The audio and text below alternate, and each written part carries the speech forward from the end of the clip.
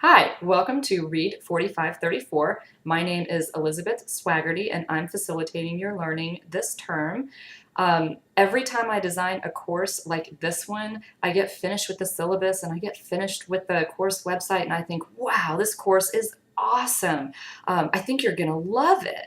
But I am realistic, and I know that some of you probably aren't going to love it as much as I do. But I'm hopeful that at least you'll like it a little bit, and mostly hopeful that you'll learn new and useful information related to reading education, so you can be an awesome reading teacher.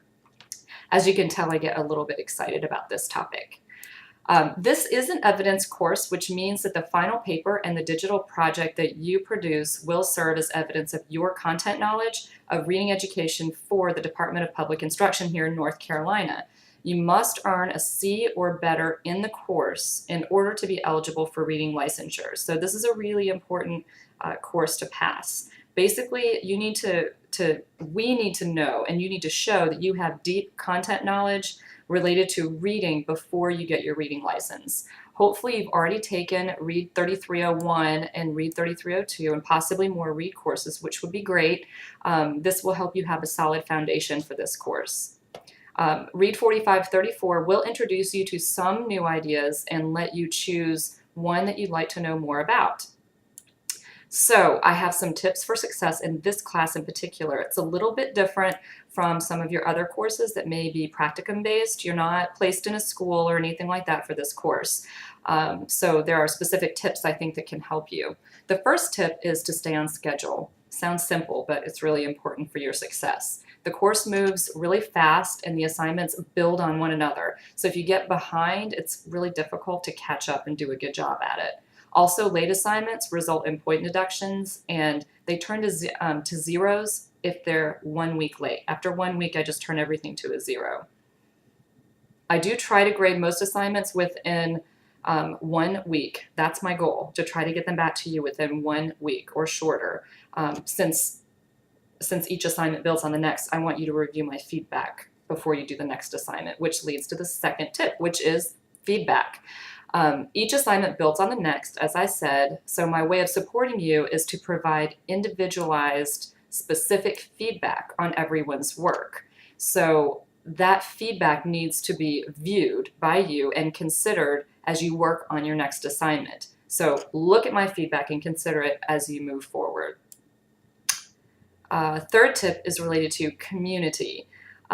In an online class especially, sometimes it's really hard to create that community that we have in face-to-face courses, but I've found that when I force that community, sometimes it doesn't work quite as well.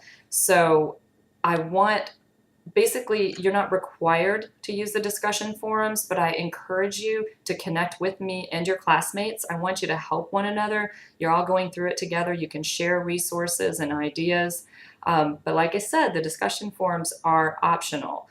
I found that students use them more when they're not required. I've also found that students who use the discussion forums anyway, even though they're not required, are the ones who do better in the course in terms of their final grade. There is a correlation there. So I encourage you to use this resource. Also, peer review is an integral component of this course. You'll be helping one another to move your partner's papers forward. So you'll be looking at your partner's work and providing feedback. So although this is an online course, I encourage you to connect with your classmates and with me. I think you'll see the benefits can really be outstanding and will pay dividends in terms of your final grade. Okay, the fourth and final tip is related to plagiarism. This is particularly important for this course because there is so much original writing in this course.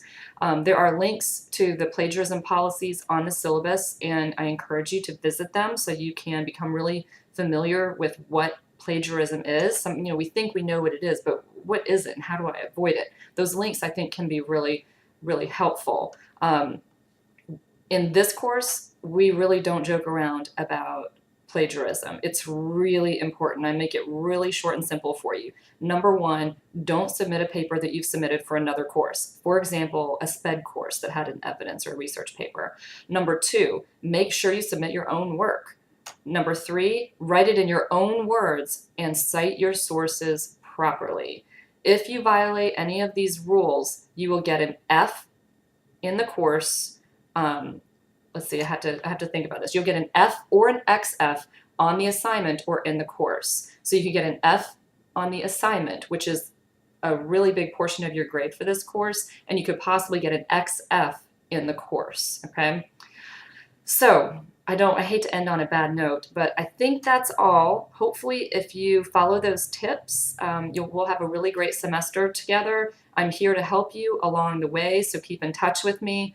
I'm teaching 3 other sections of courses with lots of different students, so when you email me, please include the section number and the course so I know where you're coming from. I will try to get back to your emails within 24 hours on weekdays and 48 hours on the weekend. So you're welcome to email me. You can call me here in my office. You can Skype with me. If you're in Greenville, please stop by, Spate 138. I would love to see you and meet with you and help you out with the course. I think it's going to be a great semester, and I look forward to meeting you.